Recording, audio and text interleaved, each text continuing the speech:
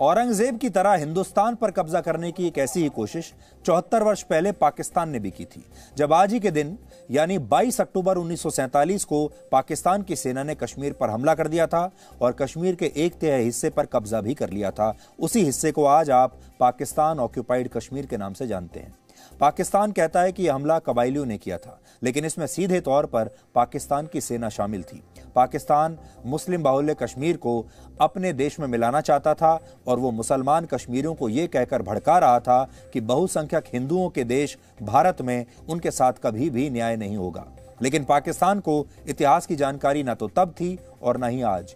आज हम आपको कश्मीर पर पाकिस्तान के हमले की पूरी कहानी भी बताएंगे, लेकिन उससे पहले ये जान लीजिए कि 700 वर्ष पहले जो कश्मीर कभी हिंदू राजाओं का हुआ करता था और जो कश्मीर हिंदुओं का सबसे बड़ा तीर्थ बन सकता था, उसकी जनसंख्या को कैसे छल कपट करके, हिंसा के जरिए और हमलों के जरिए कैसे बदल दिया गया। कश्मीर के 12वीं शताब्दी के इतिहासकार कल्हण ने राज तरंगिणी नामक अपनी किताब में लिखा है कि भगवान कृष्ण ने खुद अपने हाथों से यशोमती नामक राजवंश की एक महिला के सिर पर मुकुट रखकर उन्हें कश्मीर की रानी घोषित किया था। ये करीब 5000 वर्ष पुरानी घटना है। इसी पुस्तक में यह जिक्र है कि कश्मीर घाटी पहले एक विशाल झील थी, जिसे कश्यप ऋषि ने बारामूला की पहाड़ियां काट कर खाली किया था। राज तरंगिणी में यह भी लिखा है कि श्रीनगर की नींव मौर्य वंश के सम्राट अशोक ने रखी थी और श्रीनगर ही आज जम्मू कश्मीर की राजधानी भी है। संस्कृत भाषा में श्री का मतलब होता है देवी लक्ष्मी। इस शब्द को सौभाग्य का प्रतीक माना जाता है, यानी श्रीनगर का मतलब है देवी लक्ष्मी का नगर या सौभाग्य का नगर। कुछ विद्वानों का यह भी मानना है कि श्रीनगर सूर्य नगर का अपभ्रंश है, क्योंकि कश्मीर के ज्यादातर हिंदू राजा सूर्य के उपासक थे। यानी पौराणिक इतिहासकारों से लेकर आधुनिक इतिहासकार तक ये मानते हैं कि कश्मीर में हिंदू धर्म की जड़ें बहुत गहरी रही हैं। 14वीं शताब्दी में सूफीवाद कश्मीर पहुंचा। शुरुआत में वहां की हिंदू संस्कृति को कोई नुकसान नहीं पहुंचाया गया, लेकिन बाद में धीरे धीरे हिंदुओं के धर्मांतरण की शुरुआत हो गई। वर्ष 1846 में कश्मीर पर कब्जा करने के बाद अंग्रेजों ने इसे 75 लाख रुपए में गुलाब सिंह को बेच दिया, जो डोगरा राजवंश के संस्थापक थे। डोगरा राजवंश के ही आखिरी शासक महाराजा हरि सिंह थे, जिन्होंने 1947 में जब भारत आजाद हुआ, भारत के साथ विलय के दस्तावेज पर हस्ताक्षर किए थे।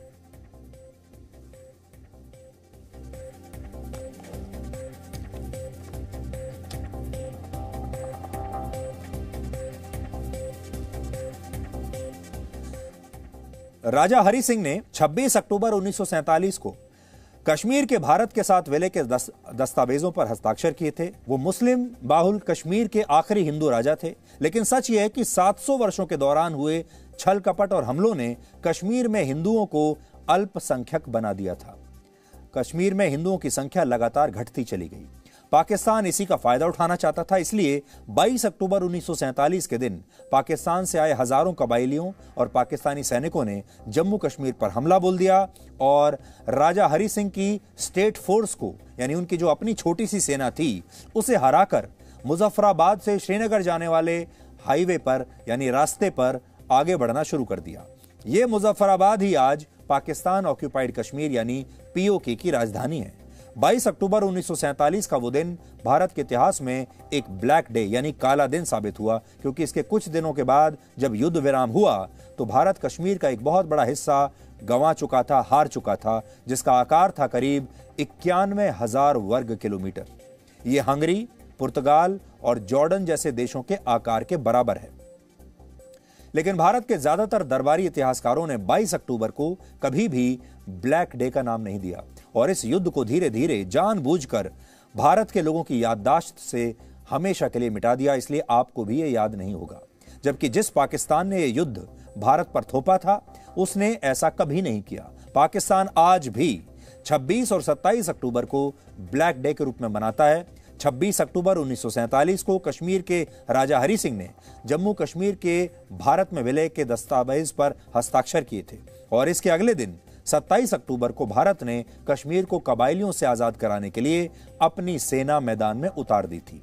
पाकिस्तान ने इस बार भी 27 अक्टूबर को ब्लैक डे मनाने की तैयारी कर ली है और इसके लिए न सिर्फ अलग अलग देशों में पाकिस्तान के दूतावासों को संदेश भेजा गया है, बल्कि इसके लिए खर्चे का इंतजाम भी कर लिया गया है। पाकिस्तान के इसी नोटिफिकेशन की एक कॉपी इस समय आपके स्क्रीन पर है।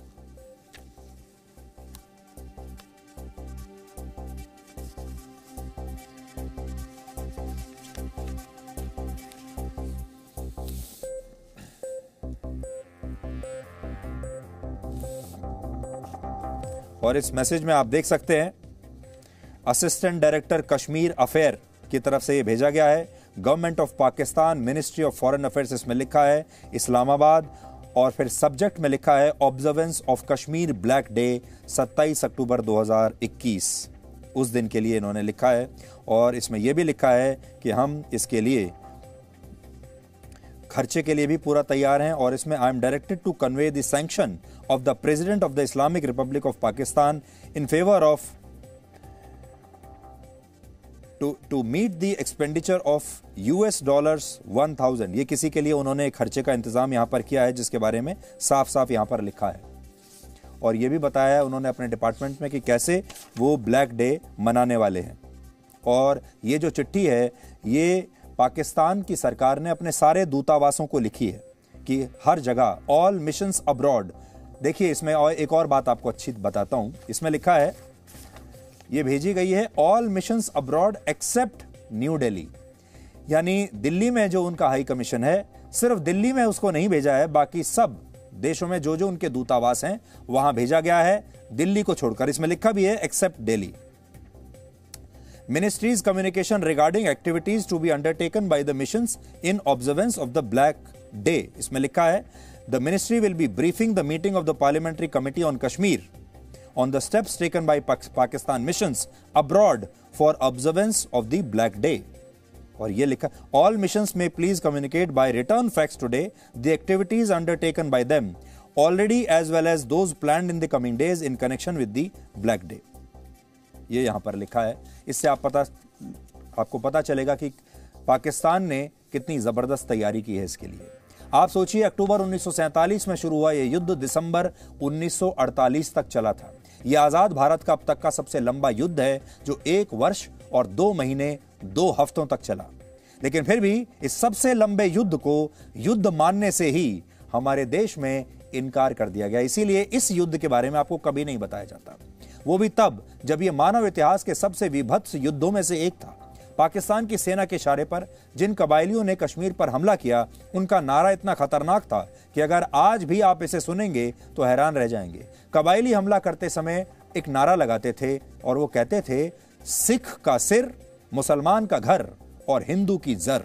यानी पाकिस्तान की सेना ने कबायलियों को हुक्म दिया कि उन्हें जम्मू कश्मीर में जैसे ही कोई सिख दिखाई दे तो उसका सिर काट लो, जैसे ही कोई भारत का समर्थक मुसलमान दिखाई दे तो उसका घर जला दो और हिंदुओं की संपत्ति पर कब्जा कर लो।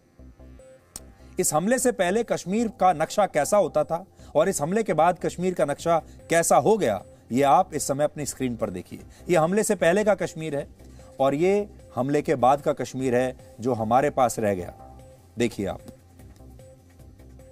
यह संपूर्ण पूरा कश्मीर है और यह हमारा आज का कश्मीर है। इस पूरे हमले की साजिश भारत के बंटवारे के साथ ही रच ली गई थी, लेकिन इसे बड़े पैमाने पर पहली बार अंजाम दिया गया 22 अक्टूबर 1947 को। और इस दिन पाकिस्तान के मुस्लिम लीग नेशनल गार्ड के कमांडर खुर्शीद अनवर के नेतृत्व में हजारों कबायलियों ने कश्मीर पर हमला किया। इस हमले की योजना भी पाकिस्तान की सेना ने ही तैयार की थी, हथियार भी पाकिस्तान की सेना ने ही मुहैया कराए थे और ये उनका वो मॉडल है जिसे वो आज भी फॉलो करते हैं। आज भी आतंकवादियों के साथ भी वो यही करते हैं, उन्हें ट्रेनिंग देते हैं, पूरा सपोर्ट देते हैं, हथियार भी उन्हें ही देते हैं। उस समय पाकिस्तान की सेना के ज्यादातर सीनियर अफसर ब्रिटिश हुआ करते थे, अंग्रेज थे, इसलिए हमले की योजना को उनसे भी छिपा कर रखा गया था। पाकिस्तान ने अपनी इस साजिश को नाम दिया था ऑपरेशन गुलमर्ग। पाकिस्तान की इस साजिश का खुलासा खुद पाकिस्तान की सेना के एक पूर्व अफसर ने अपनी एक किताब में किया है। हमने इस किताब को आज पढ़ा और इससे जो बातें निकलकर सामने आई उसे पूरी दुनिया को आज सुनना चाहिए। इस किताब का नाम है रेडर्स इन कश्मीर और इसके लेखक हैं मेजर जनरल अकबर खान। अकबर खान 1947 में पाकिस्तान की सेना में ब्रिगेडियर के पद पर थे और वो पाकिस्तान की सेना के जनरल हेडक्वार्टर में director of weapons and equipment थे। इस किताब की प्रस्तावना में अकबर खान ने एक बहुत महत्वपूर्ण बात लिखी है। वो लिखते हैं कि पाकिस्तान के सैनिकों को रेडर्स नाम भारत के तत्कालीन प्रधानमंत्री जवाहरलाल नेहरू ने दिया था। आम भाषा में रेडर्स का मतलब होता है अचानक हमला करके लूटपाट करने वाला, यानी रेड करने वाला। कैम्ब्रिज डिक्शनरी के मुताबिक रेडर वो व्यक्ति होता है जो किसी इलाके में गैर कानूनी ढंग से प्रवेश करता है, वहां से कुछ चुराता है और वापस अपनी जगह पर लौट जाता है, उसे रेडर कहते हैं अगर डिक्शनरी में मतलब खोजें तो। जबकि हमलावर वो होता है जो किसी देश की अंतर्राष्ट्रीय सीमा का उल्लंघन करता है और उस इलाके पर कब्जा कर लेता है। लेकिन नेहरू शायद इस अंतर को समझ नहीं पाए और उन्होंने कश्मीर पर हमला करने वालों को कभी भी आक्रमणकारी नहीं कहा। उन्होंने हमेशा उन्हें रेडर्स कहकर पुकारा। इससे पाकिस्तान को फायदा हुआ और लंबे समय तक पाकिस्तान दुनिया के सामने यह साबित करने में सफल हो गया कि इस हमले में उसकी सेना की कोई भूमिका नहीं थी, क्योंकि हमला करने वाले तो रेडर्स थे। अकबर खान के मुताबिक रेडर्स आधुनिक युग में युद्ध की ही एक शाखा है। एयरक्राफ्ट्स, कमांडोज, गुरेलाज, टैंक्स और यहां तक कि पनडुब्बियां भी दुश्मन पर रेड मार सकती हैं, यानी हमला करके वापस अपनी जगह पर लौट सकती हैं। लेकिन नेहरू ने हमलावर पाकिस्तानी सेना को रेडर्स की संज्ञा दी और इसका नुकसान भारतीय सेना को भी उठाना पड़ा, क्योंकि जब कश्मीर को आजाद कराने के लिए भारत की सेना कश्मीर पहुंची तो शुरू में सेना को भी लगा कि उसे पाकिस्तान से आए कुछ रेडर्स से लड़ाई लड़नी है। लेकिन हालात देखने के बाद सेना को अंदाजा हुआ कि यहां तो कबायलियों के साथ साथ पाकिस्तान की पूरी सेना मौजूद है और हमें यह बताया गया था कि कुछ रेडर्स आ गए हैं। पाकिस्तान के म्यूजियम में 1947 के इसी हमले की एक तस्वीर मौजूद है जिसमें 3 लोग दिखाई दे रहे हैं और इस तस्वीर के नीचे लिखा है सैनिक, कबायली और डेजर्टर, यानी भगौड़े। लेकिन नेहरू ने इस युद्ध की शब्दावली को ऐसे बदला कि भारत आज भी इसका नुकसान उठा रहा है। खैर, अब वापस अकबर खान की किताब रेडर्स इन कश्मीर पर आते हैं, जिसमें लिखा है कि अकबर खान को उस समय के कश्मीर के राजा हरि सिंह के बारे में अच्छी खासी जानकारी थी और उन्हें यह पता था कि राजा हरि सिंह की जो स्टेट फोर्स है उसमें सिर्फ 9,000 जवान हैं और इनमें से भी 2,000 जवान ऐसे हैं जो मुसलमान हैं। पाकिस्तान को गलतफहमी थी कि हरि सिंह की स्टेट फोर्स में शामिल ये मुस्लिम जवान पाकिस्तान का साथ देंगे, पाकिस्तान से लड़ेंगे नहीं। और पाकिस्तान की ऐसी ही गलतफहमियों ने उसकी सेना के अफसरों को अति उत्साह से भर दिया। इस किताब के दूसरे चैप्टर का नाम है द रीजन वाई। इसके पहले ही पन्ने पर वो बताते हैं कि पाकिस्तान ने कबायलियों को कश्मीर पर हमला करने के लिए क्यों भेजा था। इसमें लिखा है उस समय भारत का आकार 46 लाख वर्ग किलोमीटर था, जिसमें 568 रियासतें थीं और जहां 40 करोड़ लोग रहते थे।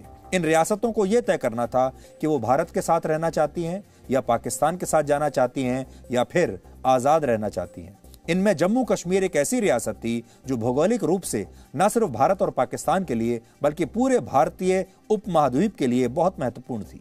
उत्तर में कश्मीर और उस समय के सोवियत संघ के बीच सिर्फ अफगानिस्तान था, जिसकी सीमाएं कश्मीर से भी लगती थी। जब से ब्रिटेन ने भारत के बंटवारे का ऐलान किया तभी से पाकिस्तानियों को लगता था कि कश्मीर तो उनके साथ ही जाएगा। अकबर खान तो यहां तक लिखते हैं कि पाकिस्तान की स्पेलिंग में जो के है उसका मतलब कश्मीर ही है। अकबर खान आगे लिखते हैं कि उस समय भारतीय उपमहाद्वीप को हिंदू और मुस्लिम जनसंख्या के आधार पर बांटा जा रहा था, इसलिए किसी को इसमें कोई शक था ही नहीं कि कश्मीर तो पाकिस्तान के साथ ही जाएगा, क्योंकि वहां मुसलमानों की संख्या ज्यादा थी। उस समय कश्मीर की 75% आबादी मुसलमान थी और उस समय आकार में 2,18,000 वर्ग किलोमीटर बड़ा जम्मू कश्मीर सड़क, रेल या नदियों के रास्ते भारत से जुड़ा हुआ नहीं था और भारत और कश्मीर के कोई आर्थिक संबंध भी उस समय तक नहीं थे। 47 के इस युद्ध पर भारत के इतिहासकार काशीनाथ पंडिता लिखते हैं कि पाकिस्तान इस हमले को 20 अगस्त यानी आजादी के 5 दिन बाद ही अंजाम देना चाहता था, लेकिन ब्रिटिश इंडियन आर्मी की बन्नू ब्रिगेड के मेजर OS कलकत को इसकी जानकारी लग गई, जो उस समय पाकिस्तान में थे।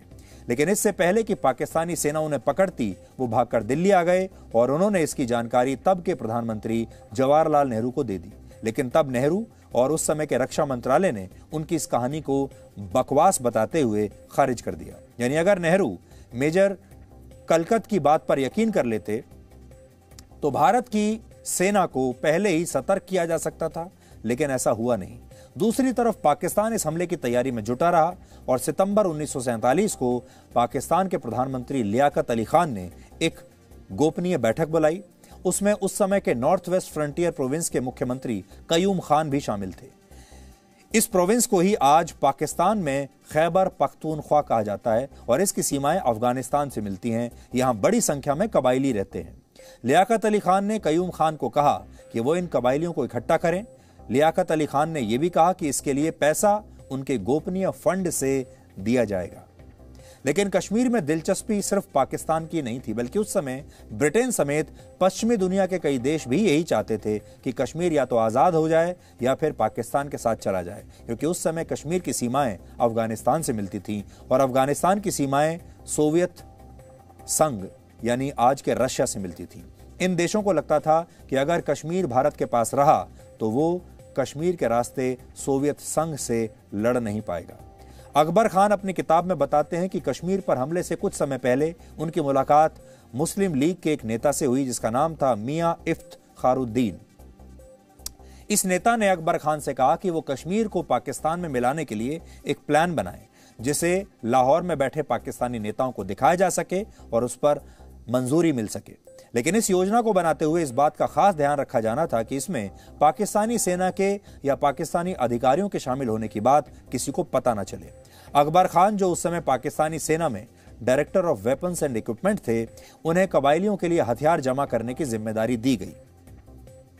इसके बाद 22 अक्टूबर को कबायलियों ने उस समय के अविभाजित कश्मीर के डोमेल पर पहला हमला किया। 23 तारीख को कबायलियों ने मुजफ्फराबाद पर कब्जा कर लिया।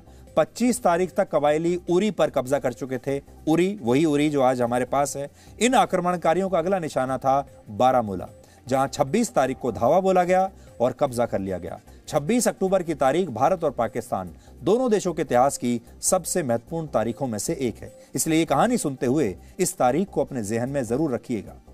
बारामूला से श्रीनगर की दूरी लगभग 50 किलोमीटर है और पाकिस्तान की सेना और कबायलियों का अगला निशाना श्रीनगर ही था, आज का श्रीनगर। लेकिन इस बीच कबायलियों ने बारामूला में जो अत्याचार किया उसके बारे में भी आपको थोड़ा सा जान लेना चाहिए।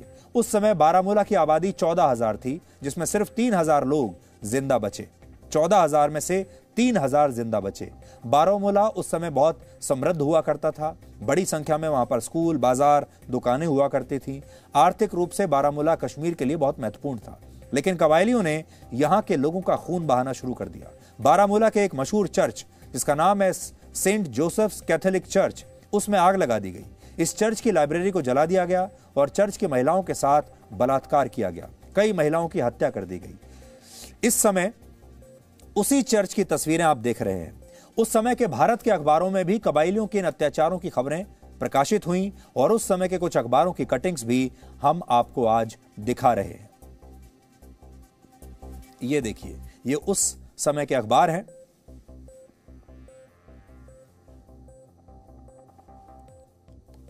कबायलियों ने बारामूला में लूटपाट शुरू कर दी, लेकिन बारामूला ही पाकिस्तान की सेना और कबायलियों के गले की हड्डी भी बन गया, क्योंकि कबायली बारामूला को लूटने और वहां लोगों का कत्ल करने में इतने व्यस्त हो गए कि इसी में उनके 2 दिन निकल गए। यह सब 26 अक्टूबर और 27 अक्टूबर को हो रहा था। कबायलियों को श्रीनगर की तरफ बढ़ना था, लेकिन वो बारामूला में ही अटक गए, यानी उनका मन जो है वो बारामूला में ही लग गया। उन्होंने लूटे हुए सामान और अगवा की गई महिलाओं को पाकिस्तान की तरफ भेजना शुरू कर दिया, यानी लालच आ गया उनके मन में। इसी बीच 26 तारीख को जम्मू कश्मीर के महाराजा हरि सिंह ने भारत के साथ विलय के दस्तावेज पर हस्ताक्षर कर दिए और इसी दिन पाकिस्तान ने मुजफ्फराबाद को कथित आजाद कश्मीर की राजधानी घोषित कर दिया। लेकिन इसके अगले दिन यानी 27 तारीख को भारत की सेनाएं सुबह सुबह श्रीनगर एयरपोर्ट पर उतरने लगीं और यहीं से कश्मीर पर कब्जे का पाकिस्तान का प्लान धराशायी होने लगा। वर्ष 1947 में 26 और 27 अक्टूबर के दिन जब कबायली बारामूला से आगे नहीं बढ़ पाए तो पाकिस्तान के अधिकारियों ने मेजर जनरल अकबर खान से पूछा कि क्या वो आगे के हमले की जिम्मेदारी लेंगे, लेकिन शर्त यह थी कि इस हमले में औपचारिक रूप से पाकिस्तान की सेना के शामिल होने की बात बाहर लीक नहीं होनी चाहिए। अकबर खान इसके लिए तैयार भी हो गए, लेकिन जब अकबर खान श्रीनगर से महज 6 किलोमीटर दूर थे तब उन्हें एहसास हुआ कि भारत की सेना ने आगे की सड़कों को ब्लॉक कर दिया है और कबायलियों का आगे बढ़ना अब संभव नहीं है और यहीं पाकिस्तान का कश्मीर वाला प्लान हमेशा के लिए खत्म हो गया। इसके 2 दिनों के बाद भारत की फौज ने आगे बढ़ना शुरू किया और पाकिस्तानी सेना को पीछे धकेलना शुरू किया और 7 नवंबर 1947 तक कबायली उरी तक वापस धकेले जा चुके थे। प्रधानमंत्री जवाहरलाल नेहरू 1 जनवरी 1948 को इस पूरे विवाद को लेकर खुद ही संयुक्त राष्ट्र की सुरक्षा परिषद में चले गए, जो बहुत बड़ी गलती थी, और यहीं से यह विवाद अंतरराष्ट्रीय विवाद में बदल गया। होना यह चाहिए था कि नेहरू अपनी सेना पर विश्वास करते और तब हमारी सेना इन्हें आखिर तक छोड़कर आती, खदेड़ कर आती, लेकिन उससे पहले ही नेहरू संयुक्त राष्ट्र चले गए। इसके बाद 3 अगस्त 1948 को संयुक्त राष्ट्र सुरक्षा परिषद ने कश्मीर विवाद पर एक प्रस्ताव पारित कर दिया और कश्मीर विवाद का हल निकालने के लिए बनाए गए United Nations commission for India and Pakistan ने 13 अगस्त 1948 को अपने रेजोल्यूशन में यह साफ कहा कि पूरे जम्मू कश्मीर राज्य की सुरक्षा की जिम्मेदारी भारत की है। पूरे जम्मू कश्मीर राज्य में पीओके और चीन के कब्जे वाले इलाके भी शामिल हैं। ये उन्होंने स्पष्ट किया था कि इस पूरे राज्य में हमने पीओके और चीन के कब्जे वाले कश्मीर को भी शामिल किया है।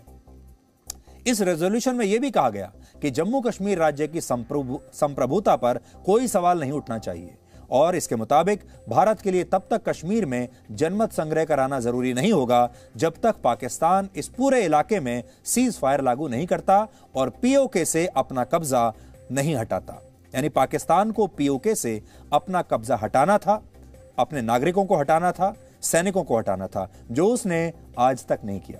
इस रेजोल्यूशन की जरूरत ही नहीं पड़ती अगर नेहरू कश्मीर के मुद्दे को संयुक्त राष्ट्र में लेकर ना पहुंचते। आज पूरे दिन ट्विटर पर भी एक हैशटैग ट्रेंड करता रहा और उसका नाम है पाकिस्तान बुचरिंग कश्मीर। यह ट्रेंड करता रहा और लोग पाकिस्तान के अत्याचारों की चर्चा आज सोशल मीडिया पर भी करते रहे।